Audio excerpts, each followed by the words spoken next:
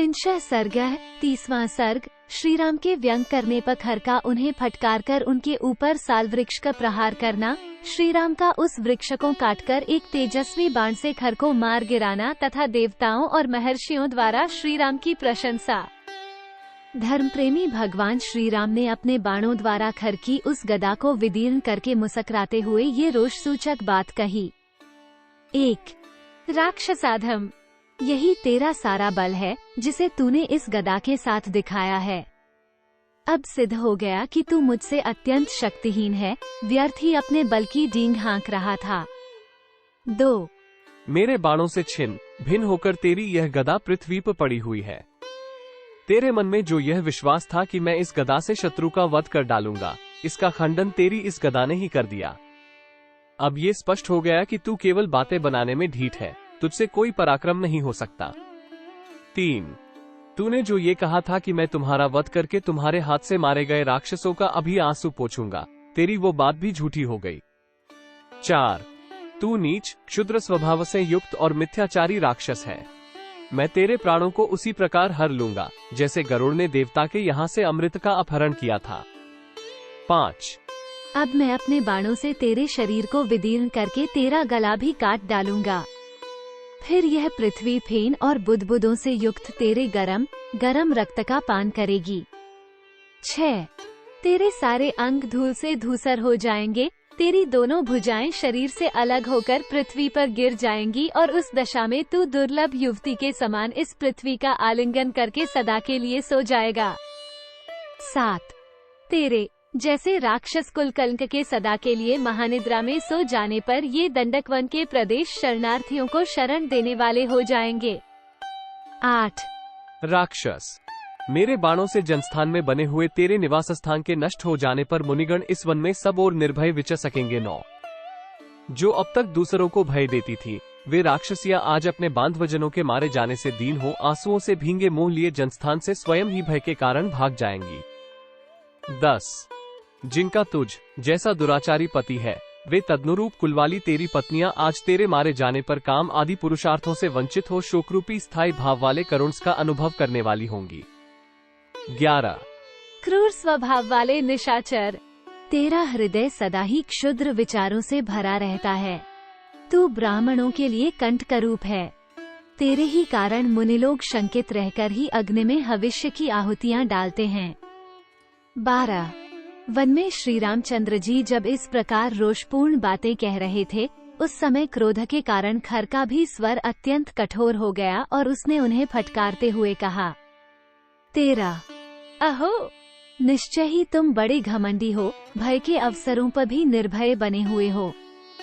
जान पड़ता है कि तुम मृत्यु के अधीन हो गए हो, इस कारण से ही तुम्हें ये भी पता नहीं है कि कब क्या कहना चाहिए और क्या नहीं कहना चाहिए। 14. जो पुरुष काल के फंदे में फंस जाते हैं, उनकी छहों इंद्रियां बेकाम हो जाती हैं, इसीलिए उन्हें कर्तव्य और अकर्तव्य का ज्ञान नहीं रह जाता है। 15. ऐसा कहकर उस निशाचर ने एक बार श्रीराम की ओर भौहें टेमड़ी करके देखा और रणभूमि में उन पर प्रहार करने के लिए वो चारों ओर दृष्टिपात करने लगा। इतने में ही उसे एक विशाल साखू का वृक्ष दिखाई दिया जो निकट ही था। खर ने अपने होठों को दांतों से दबाकर उस वृक्ष को उखाड़ लिया। 16, 17. फिर उस महाबली निशाचर ने विकट गर्जना करके दोनों हाथों से उस वृक्ष को उठा लिया और श्रीराम पर दे मारा। साथ ही यह भी कहा, लो अब तुम मारे गए। 18.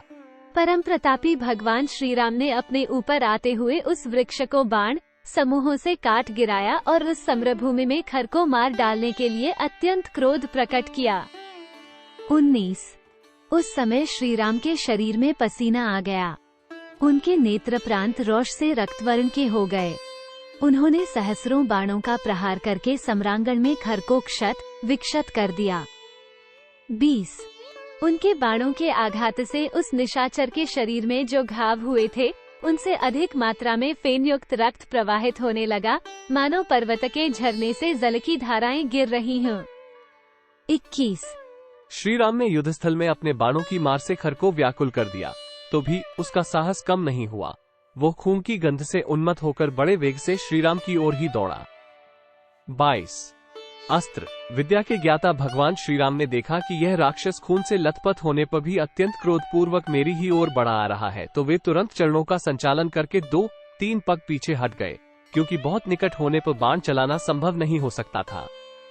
23 तदनंतर श्री राम ने सम्रांगण में खर का वध करने के लिए एक अग्नि के समान तेजस्वी बाण हाथ में लिया, जो दूसरे ब्रह्मदंड के समान भयंकर था। 24 वह बाण बुद्धिमान देवराज इंद्र का दिया हुआ था। धर्मात्मा श्री राम ने उसे धनुष पर रखा और खर को लक्ष्य करके छोड़ दिया। 25 उस महाबाण के छूटते ही वज्रपात के समान भयानक शब्द हुआ। श्री राम ने अपने धनुष को कान तक खींचकर उसे छोड़ा था। वह खर की छाती में जा लगा।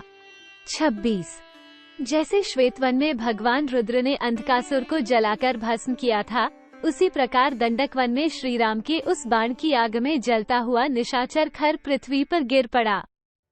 27 जैसे वज्र से वृत्रासुर, फेन से नमुची और इंद्र की अश्नि से बलासुर मारा गया था, उसी प्रकार श्री राम के उस बाण से आहत होकर खर धराशायी हो गया। 28 इसी समय देवता चारणों के साथ मिलकर आए और हर्ष में भरकर दुंदुभी बजाते हुए वहां श्री राम के ऊपर चारों ओर से फूलों की वर्षा करने लगे। उस समय उन्हें ये देखकर बड़ा आश्चर्य हुआ था कि श्री राम ने अपने पैने बाणों से 1.5 मुहूर्त में ही इच्छानुसार रूप धारण करने वाले खर, दूषण आदि 14,000 राक्षसों का इस महासम में संहार कर डाला। 29-31 वे बोले, अहो, अपने स्वरूप को जानने वाले भगवान श्री राम का ये कर्म महान और अद्भुत है। इनका बल पराक्रम भी अद्भुत है और इनमें भगवान विष्णु की भांति आश्चर्यजनक दृढ़ता दिखाई देती है। 32 ऐसा कहकर वे सब देवता जैसे आए थे वैसे ही चले गए। तदनंतर बहुत से राजर्षि और अगस्त्य आदि महर्षि मिलकर वहां आए तथा प्रसन्नतापूर्वक श्री राम का सत्कार करके उनसे इस प्रकार बोले। 33:1/2 रघुनंदन इसीलिए महातेजस्वी पाक्षासन पुरंदर इंद्र शरभंग मुनि के पवित्र आश्रम पर आए थे और इसी कार्य की सिद्धि के लिए महर्षियों ने विशेष उपाय करके आपको पंचवटी के इस प्रदेश में पहुंचाया था। 34-35 मुनियों के शत्रु रूप इन पापाचारी राक्षसों के वध के लिए ही आपका यहाँ शुभागमन आवश्यक समझा गया था। दशरथ नंदन, आपने हम लोगों का ये बहुत बड़ा कार्य सिद्ध कर दिया। अब बड़े बड़े ऋषि मुनि दंडकारण्य के विभिन्न प्रदेशों में निर्भय होकर अपने धर्म का अनुष्ठान करेंगे। 36:1/2 इसी बीच में वीर लक्ष्मण भी सीता के साथ पर्वत की कंदरा से निकलकर प्रसन्नतापूर्वक आश्रम में आ गए। तत्पश्चात महर्षियों से प्रशंसित और लक्ष्मण से पूजित विजयी वीर श्रीराम ने आश्रम में प्रवेश किया। 38:1/2 महर्षियों को सुख देने वाले अपने शत्रुहता पति का दर्शन करके विदेह राजनंदिनी सीता को बड़ा हर्ष हुआ। उन्होंने परमानंद में निमग्न होकर अपने स्वामी का आलिंगन किया। राक्षस समूह मारे गए और श्रीराम को कोई क्षति नहीं पहुंची। ये देख और जानकर जानकी जी को बहुत संतोष हुआ। 39-40 प्रसन्नता से भरे हुए महात्मा मुनि जिनकी भूरी भूरी प्रशंसा कर रहे थे तथा जिन्होंने राक्षसों के समुदाय को कुचल डाला था, उन प्राणवल्लभ श्री राम का बारंबार आलिंगन करके उस समय जनकनंदिनी सीता को बड़ा हर्ष हुआ। उनका मुख प्रसन्नता से खिल उठा। 41 इत्यार्षे श्रीमद् रामायणे वाल्मीकि आदिकाव्यरण्यकांडे 33 सर्ग। इस प्रकार श्री वाल्मीकि निर्मित आर्ष रामायण आदिकाव्य के अरण्यकांड में 30वां सर्ग पूरा हुआ। 30